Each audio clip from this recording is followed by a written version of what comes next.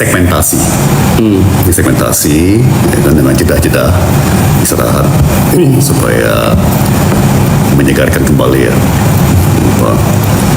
Jangan terus-terusan. Ya. Pokoknya belajar itu pada akhirnya ya tidak ada rumus yang sama yang bisa dipakai semua orang. Nah itu diingat tuh. Jadi apa yang mungkin buat orang lain pas belum tentu buat kita pas. Kita harus cari ritme yang paling pas untuk kita sendiri. Ya. Pak Anies kacamata udah baru kah? Ya udah baru pas habis kejadian. Jadi begitu kejadian rusak. Jadi Tom, I don't know if you noticed. I didn't notice the new glasses, but I saw the story. I saw the story. Yeah. It was, new, but the same style. Iya, makanya Sama. Oke, lihat nih.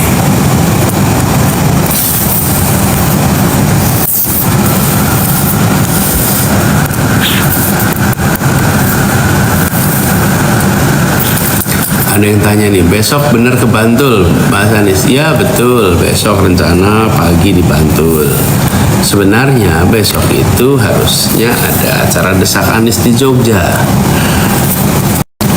Nah, tapi tempatnya udah dapat izin, jadi barusan tadi dapat kabar. Rupanya izinnya dicabut. Jadi udah dapat surat izin dari pengelola, sound lagi dipasang, tapi tengah-tengah proses persiapan buat besok ditelepon izin dicabut. Jadi sekarang teman-teman di Jogja sedang mencari tempat baru. Jadi kita tetap semangat. Namanya juga Desak Anies kan terdesak juga nih begini. Nyari tempatnya aja didesak gitu. Apalagi nanti diskusinya. Tapi saya sering bilang nih Tom sama kan ada yang tanya gimana Pak ngadepin tekanan-tekanan begini. Saya bilang seberat-beratnya tekanan yang kami hadapi itu masih lebih ringan dibanding tekanan ekonomi yang dirasakan keluarga-keluarga kita. itu setuju banget. Masih lebih ringan dibanding tekanan mencari pekerjaan yang dialami anak-anak muda kita. Setuju banget. Dan kita di sini sedang berusaha mengubah kondisi keluarga itu, mengubah kondisi anak-anak muda itu. Jadi kalau untuk melakukan perubahan itu kita harus menghadapi tekanan, ya kita hadapi. You know, I remember this. Ada satu kalimat teman-teman yang mungkin apa ya selama ini jadi pegangan saya juga. Kalimatnya begini: when the going gets tough, the tough gets going. Ketika perjalanan kita menghadapi tantangan, maka yang menantang akan siap untuk melewatinya. Gitu kira-kira itu cuman bebasnya ya. When the going gets tough, ketika perjalanan menjadi penuh tantangan, maka tetap balik gets going. Maka yang tangguh, yang ulet akan jalan terus. Jadi kita ingin bahwa nantinya perjuangan atau usaha kita ini akan membuahkan hasil Indonesia yang kembali merasakan kebebasan, di mana kegiatan-kegiatan bisa berjalan tanpa pelarangan-pelarangan. Kita semua ini orang-orang yang mencintai Indonesia. Kita semua orang-orang yang ingin Indonesia lebih baik. Mungkin saja pikiran, gagasan, ada perbedaan. Tetapi itu semua adalah kecil dibandingkan kecintaan kita pada Indonesia. Justru kita bisa diskusi, bisa tukar pikiran. Gitulah. Jadi kita pengen jaga sama-sama itu. Dan memang ini Tom, saya ini beberapa hari ke depannya akan padat. Iya, luar biasa. Jadi besok 23 di Jogja, lalu 24 di Cilacap dan Brebes, lalu tanggal 25 di Ternate, 27 Banda Aceh, Pekanbaru, 28 di Bandung dan Purwakarta.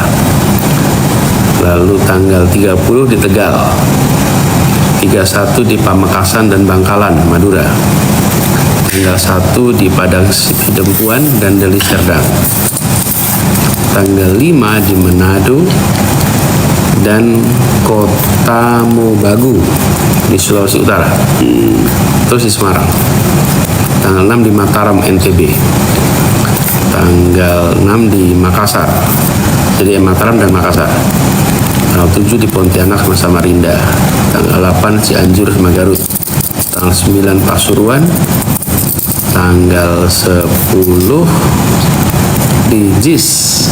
Betul. Penutupan. Jadi minggu depan itu rata-rata 2 kota sehari. Luar biasa. Jadi luar biasa. buat teman-teman yang kebetulan berada di kota-kota itu atau sekitar situ, welcome to join. Jadi seru.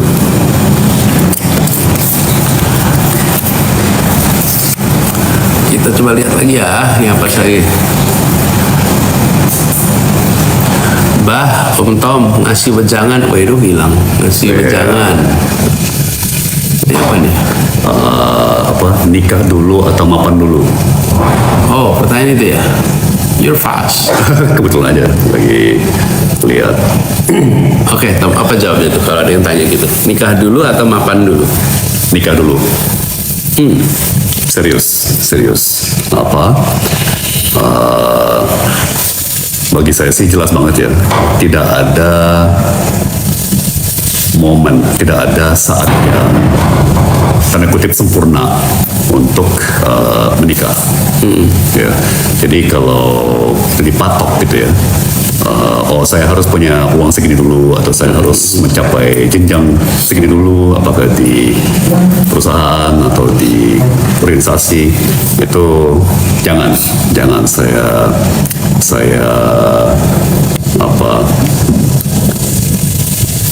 kalau nasihat saya sih, kalau merasa sudah menemui jodoh yang tepat, terjang udah. Saya juga merasa begitu gini. Pertama, definisi mapan. Kapan mapan itu terjadi? Betul sekali. Ya kan, betul sekali. kita Very sekarang true. merasa betul. kita merasa udah mapan, lihat orang lain, ternyata saya belum mapan. Betul, Ini terus itu. Betul. Jadi ketika sudah menemukan pasangan yang menurut kita pas, bismillah. Mulai hidup bersama dan bangun kemapanan itu bersama. Nah, itu betul. Jadi nanti tidak ada istilah suami perjuangan, istri perjuangan, sama suami sukses dan istri sukses. Karena masa perjuangan dan masa sukses dikerjain sama-sama. Betul, dan jauh lebih enteng kalau punya pasangan ya, punya istri suami insya Allah istilahnya kan soulmate ya, mitra kejiwaan, atau itu terjemahan bebas ya, tapi kayak pasangan sejiwa gitu ya, dan berjuang bersama. Tadi yang Pak Anies bilang, membangun kemapanan, kesejahteraan bersama, membangun keluarga bersama, itu sebuah feeling yang nggak ada bandingnya ya. Jadi tapi sekali lagi dengan asumsi memang jodohnya cocok ya, pasangannya tepat. Kalau nggak tepat, jangan dipaksakan, menurut saya. Tapi itu yang jadi patokannya, bukan pencapaian dari segi keuangan. Betul. Dan gini, karir. Saya itu selalu pesankan ya, teman-teman pengajar muda Indonesia Mengajar, kalau mereka sudah pulang dari bertugas ya. Kemudian saya akan menganjurkan mereka untuk mulai berkarir, dan termasuk juga untuk mulai mencari beasiswa untuk pendidikan lebih tinggi. Tapi saya selalu dalam pesan-pesan saya menegaskan, rencanakan perjalanan hidup sebagai pasangan suami istri. Rencanakan perjalanan hidup sebagai keluarga. Jangan sampai kita melakukan semacam langkah untuk kehidupan kita, lalu kehidupan itu berubah karena menikah, seakan menikah itu bukan bagian dari rencana. Misalnya begini, saya dengar, ya karena saya menikah jadi saya akhirnya berhenti kerja, ya karena saya menikah akhirnya saya berubah pekerjaan. Jadi menikah itu harus memudahkan hidup, bukan menikah malah menyulitkan hidup. Tapi itu semua mulainya dari perencanaan. Jadi saya sering bilang pada teman-teman yang baru pulang nih habis mengajar setahun, mereka kan ketika jadi pengajar muda di Indonesia Mengajar itu mereka belum menikah, syaratnya belum menikah. Nah, pada saat itu saya bilang merencanakan masa depan dengan satuannya keluarga. Jadi saya setuju yang dibilang sama Tom tadi, bahwa menikah dulu, habis itu bangun bersama-sama, sehingga nanti insya Allah keberhasilannya adalah keberhasilan bersama, kebahagiaannya juga bersama, dan insya Allah berkah gitu ya. Begini Kita lihat lagi ya. Pak Anies dan Pak Tom, bagaimana caranya bisa menjadi pintar, pandai, dan sukses? Di bawah Pak Aye Gucci aja.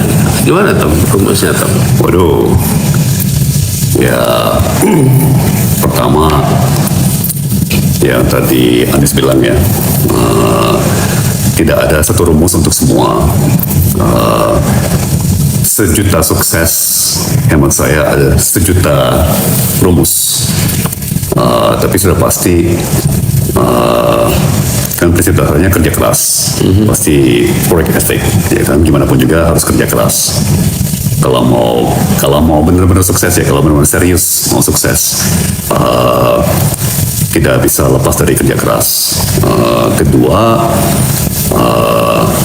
kalau saya melihatnya tuh zaman sekarang kan sekarang udah ada Google, ya, yang Anies pernah sindir pada suatu saat, ya kan, ngapain kita terlalu hafal yang terlalu singkatan ataupun ya hal yang sangat teknis, karena sekarang kan ada Google. 30 tahun lalu nggak ada yang namanya Google, ya kan. Sekarang bahkan ada AI, ada ChatGPT dan sebagainya. Yang menjadi penting atau menjadi semakin penting itu soft skill. Dan soft skill seperti kemampuan berkomunikasi, trust, ya kan, kemampuan untuk membuka diri, untuk percaya dengan orang, dan dipercaya oleh orang. Nah, jadi kan kita suka ngomong ya, Pak Anies, bahwa trust is a two-way street. Ya kan, jadi bagaimana membangun hubungan antar kolega, antar rekan kerja, antar teman yang saling trust ya. Saya berasumsi bahwa ijazah sekolah semuanya jelas ya, tapi nasihat-nasihat tambahan gitu ya, itu yang mendasar gitu ya. Bahkan semakin besar ambisi kita, semakin tinggi target yang kita mau capai, ya, sering kali orang ilmu manajemen bilang nomor 1 dan 2 dan 3 adalah komunikasi. Ya kan, jadi kemampuan berkomunikasi, ya, itu luar biasa. Jadi ada satu, maaf dikit lagi, saya kembalikan ke Pak Anies, tapi ada satu profesor di MIT kalau nggak salah, ya. Jadi dia bilang sukses karir itu akan ditentukan oleh 3 faktor, ya. Seberapa pandai Anda bicara, seberapa pandai Anda menulis, kemudian baru seberapa pandai Anda berpikir. Ya, karena kegiatan manusia, apakah bisnis, apakah di luar bisnis ya, pemerintahan, ya yang menjadi medium interaksi kan bicara. Ya. Jadi orang hanya bisa pertama menilai dari kecanggihan berbicara, berkomunikasi. Ya, nggak ada gunanya punya ide yang cemerlang kalau tidak bisa dikomunikasikan dengan baik. Ya, dengan meyakinkan. Nah, itu interaksi kita banyak kan verbal. Kedua, interaksi melalui tertulis. Ya kan, nggak ada gunanya punya ide yang paling cemerlang kalau tidak bisa dikomunikasikan secara tertulis dengan baik gitu. Ya. Baru intelek dan kualitas pemikiran ya, karena sekali lagi nggak ada gunanya kalau hanya di kepala. Ya. Harus bisa dikomunikasikan. Nerusin aja yang saya bilang Tom tadi. Kan dia tanya sukses nih. Jadi saya seringkali sukses apa sih disebut sukses itu? Mungkin sukses itu salah satunya adalah berhasil meraih yang direncanakan. Nah itu sukses. Kalau tidak direncanakan berarti bukan sukses, kira-kira gitu. Jadi menang lotre itu bukan sukses tuh. Kalau kaya karena lotre bukan sukses. Tapi kalau merencanakan, lalu kemudian diusahakan, ada kerja keras dan tercapai, nah itu sukses. Nah, kemudian terusin yang disampaikan Tom tadi.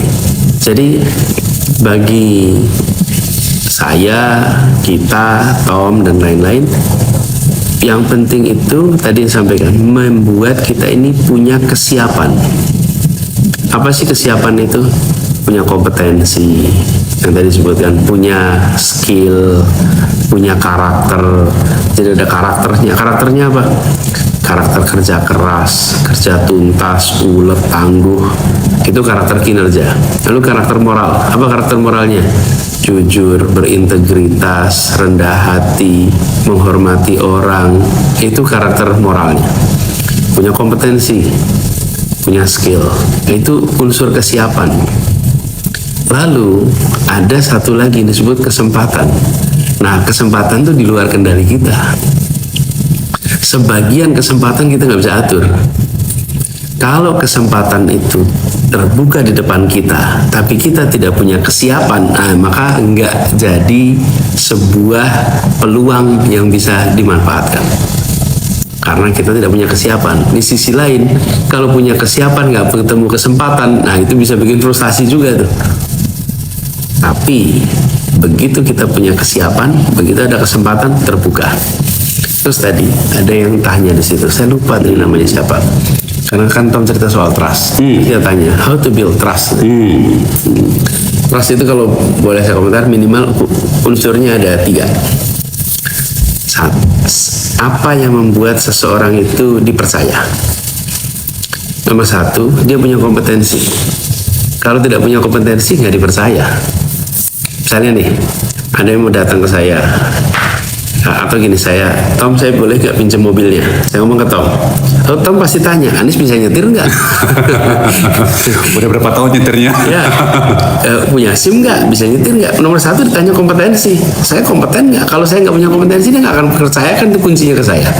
Karena saya nggak punya kompetensi. Jadi nomor 1 untuk bisa dapat trust harus ada kompetensi. Terus yang kedua, yang buat orang itu dipercaya apa? Kalau berintegritas, integrity. Dengan ada integrity, maka saya akan tahu yang dia katakan adalah yang dia perbuat. Itu utuh. Yang dia pikirkan adalah yang dia katakan dan yang dia perbuat. Itu integritas. Unsur ketiga adalah intimasi, kedekatan. Kalau kalau kompeten, berintegritas, nggak ada kedekatan, bangun trust itu sulit. Nah, jadi 3 pembentuknya: kompetensi, integritas, sama kedekatan. Lalu apa yang membuat trust itu turun? Yang buat trust itu turun apa? Self interest. Self interest. Jadi kalau punya self interest, itu pasti akan ngalamin masalah tuh. Karena self interest itu yang mengurangi. Jadi kalau saya buatkan rumus nih, buat rumus ya, itu kompetensi tambah integritas tambah kedekatan, kemudian minus self interest atau selfish, kepentingan pribadi. Iya. Nah, So Ini true. saya tulis di So kertas true. nih. Mudah-mudahan kebaca. Ini gimana bacanya? Ya gini. Jadi trust itu sama dengan kompetensi Plus kompetensi plus integritas plus kedekatan minus self interest. Nah, kalau orang self interestnya besar sekali, maka nilai trustnya tuh tergerus. Kompetensinya tinggi, integritasnya tinggi, Bisa kedekatannya, tapi self interestnya tinggi. Oh, turun tuh angkanya. Tapi nol juga nggak mungkin self interest itu nol. Berseimbang aja. Nah, self interest itu harus bisa sejalan dengan public interest. Kalau self interest sejalan public interest, maka you're good. Jadi ini kira-kira pembahasan soal trust dan pembahasan soal sukses. Tonton udah malam. Kita bisa ngobrol terus pasti. Kita bisa terusin sampai malam. Tapi besok kita harus ada kegiatan. Saya besok berangkat ke Jogja. Jam 6 pagi akan berangkat. Dan ini masih ada satu pertemuan malam ini. Jadi masih ada satu pertemuan lagi, baru besok lagi berangkat ke Jogja. Doakan agar semuanya lancar.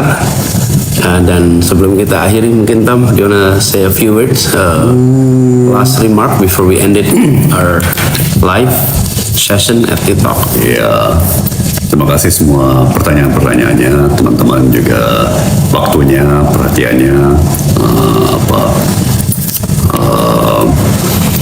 kita sudah memasuki periode kampanye terbuka, ya, dan kayaknya debat capres makin seru ya, Yes. makin intens, makin seru. Dan cuma tinggal satu debat lagi ya, yang terakhir. Jadi kayaknya udah saatnya ya bersiap-siap untuk memproses semua yang kita saksikan dalam kampanye dan dalam proses pemilu. Dan semakin dekat ya saatnya untuk menentukan pilihan. Masih ada waktu, tapi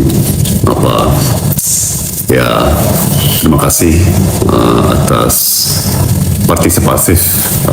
sikap partisipatif ya dalam pesta demokrasi ini ya, yang memang begitu penting dalam menentukan masa depan. Dan kayaknya yang ini bagi saya ya historis, bukan cuma karena keadaan dalam negeri, tapi juga keadaan internasional ya. Ini memang tahun-tahun yang begitu menentukan dari berbagai sisi, mulai dari krisis iklim sampai kondisi geopolitik. Jadi siapa yang menjadi pemimpin Indonesia tahun ini akan punya dampak besar sekali ya pada nasib dunia dan kawasannya. Insyaallah mudah-mudahan terjadi perubahan. Dan buat teman-teman semua yang sekarang sedang bersama-sama di live TikTok ini, terima kasih sudah ikut. Terima kasih sudah ikut mendengarkan, terima kasih sudah ikut hadir. Dan apapun yang sedang dikerjakan, kerjakanlah dengan cara yang terbaik, dengan hasil yang terbaik yang kita bisa. Yang udah dikerjakan disyukuri, yang belum dikerjakan dipersiapkan untuk dikerjakan. Ini adalah awal tahun akhir kemarin kita bikin komitmen untuk punya capaian-capaian, pastikan on the right track. Kemudian jangan lupa, kalau boleh usul bagi yang masih bersama orang tua di rumah, selalu jadikan kesempatan untuk bersama dengan orang tua prioritas. Yang jauh dari orang tua, doakan orang tuanya. Dan buat orang tua ikut mendengarkan, doakan anaknya. Jadi perasaan kebersamaan dengan keluarga terus dijaga. Insya Allah dengan keluarga yang saling peduli, dekat, maka kehangatan itu akan tercermin dalam ketenangan dalam keseharian. Tenang menghadapi pekerjaan, tenang saat belajar. Kenapa? Karena di keluarganya juga tenang. Itu kita bangun sama-sama. Doakan teman-teman, berjalan 2 minggu ke depan saya akan banyak keliling. Mudah-mudahan nanti kalau malam kita sempat live lagi. Oke, Tom? kita akhiri di sini.